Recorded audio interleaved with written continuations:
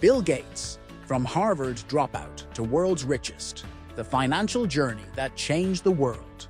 From being the world's richest man to becoming a global philanthropist, Bill Gates has lived a life that most people can only dream of. His rise wasn't just about building a software empire. It was about revolutionizing the world of technology and later tackling global problems. But how did a college dropout turn an idea into billions?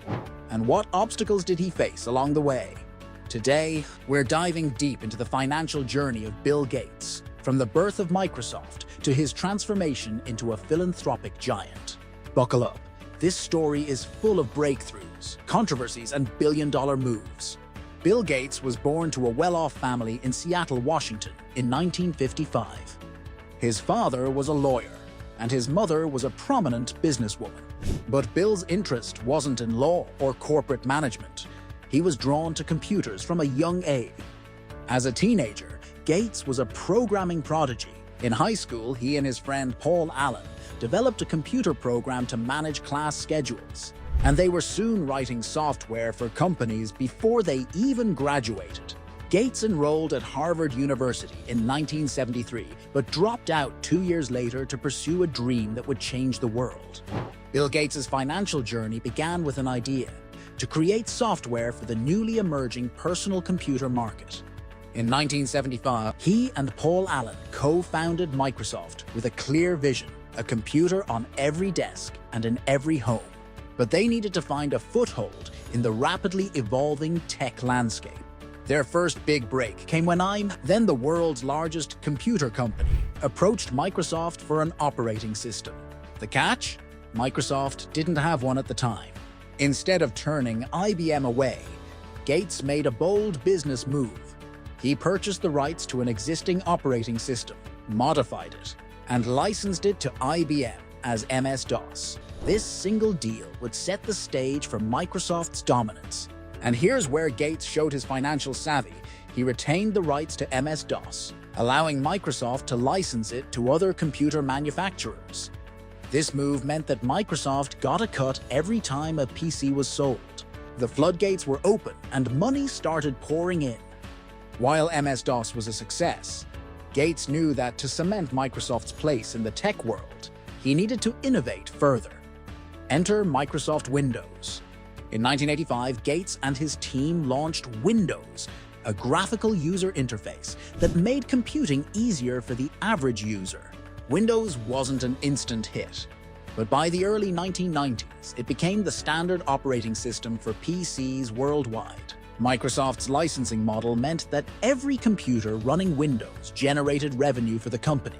By 1995, Windows 95 had become a massive success, propelling Microsoft to new heights and making Gates one of the richest men in the world. Here's a key financial step. Gates did more than just make money from software sales.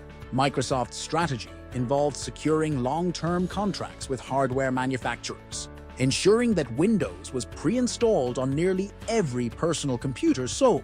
This gave Microsoft an unparalleled advantage in the market. By the time Microsoft went public in 1986, Gates' personal wealth skyrocketed. His stake in the company was worth nearly $350 million, and by age 30, he became the youngest billionaire ever at that time. But he wasn't done yet. Throughout the 1990s, Microsoft dominated the software industry. The launch of Microsoft Office, including Word, Excel, and PowerPoint, solidified its place in corporate and personal computing. Companies across the world adopted Microsoft's products, and the company's revenues soared. By the turn of the millennium, Gates was firmly established as the richest person on the planet, with a net worth exceeding $100 billion. Microsoft was a behemoth, responsible for the majority of software running on computers around the world. But with great power came scrutiny. Microsoft's dominance in the market soon attracted the attention of regulators. As Microsoft grew, so did its critics. By the late 1990s, the US Department of Justice filed a landmark antitrust lawsuit against Microsoft, accusing the company of using its dominance in the PC market to stifle competition, particularly with its bundling of Internet Explorer with Windows. The lawsuit was a major challenge for Gates and his company. For the first time, Microsoft's empire was under threat. In 2000, a judge ruled that Microsoft had indeed violated antitrust laws and proposed that the company be split into two separate entities, one for Windows and one for other software. This was a pivotal moment for Gates. While Microsoft eventually reached a settlement with the government that allowed the company to stay intact, the legal battle took a toll on the company's public image and Gates' leadership style. The ordeal forced Microsoft to change some of its business practices, and while it remained dominant, the scrutiny was a wake-up call. Despite the challenges, Gates remained focused on innovation and growth, ensuring that Microsoft continued to expand into new areas like gaming with Xbox and cloud computing with Azure. But something else was brewing behind the scenes. Gates' interest in philanthropy was growing. While Bill Gates is best known for his work at Microsoft, his financial journey took a major turn in the 2000s when he stepped back from day-to-day operations at Microsoft to focus on philanthropy. In 2000, Gates and his then-wife, Melinda, founded the Bill and Melinda Gates Foundation, which has since become one of the largest private charitable foundations in the world. With an initial endowment of $28 billion, the foundation was focused on solving some of the world's biggest problems, including global health, poverty, and education. Gates pledged to donate a significant portion of his fortune to charity. In 2006, he announced that he would step down from his full-time role at Microsoft to dedicate more time to the foundation. This move marked a dramatic shift in his financial priorities. No longer focused solely on accumulating wealth, Gates' mission was now to give it away, but in a way that would create a lasting impact. Through the foundation, Gates has poured billions of dollars into initiatives like eradicating polio, fighting malaria, and improving education systems around the world. His approach to philanthropy is businesslike, data-driven, focused on measurable results, and aimed at sustainable solutions. Despite his philanthropic efforts, Bill Gates hasn't been immune to controversy. One of the most significant came in 2021, when Gates and Melinda announced their divorce after 27 years of marriage. The split was amicable, but it brought renewed scrutiny on Gates's personal life and business dealings. During this time, reports surfaced about Gates' alleged inappropriate workplace behavior and his connections to disgraced financier Jeffrey Epstein. While Gates denied any wrongdoing, the public perception of him took a hit, with some questioning the transparency of his philanthropic efforts. Moreover, Gates has faced criticism for his role in shaping the global health agenda through his foundation.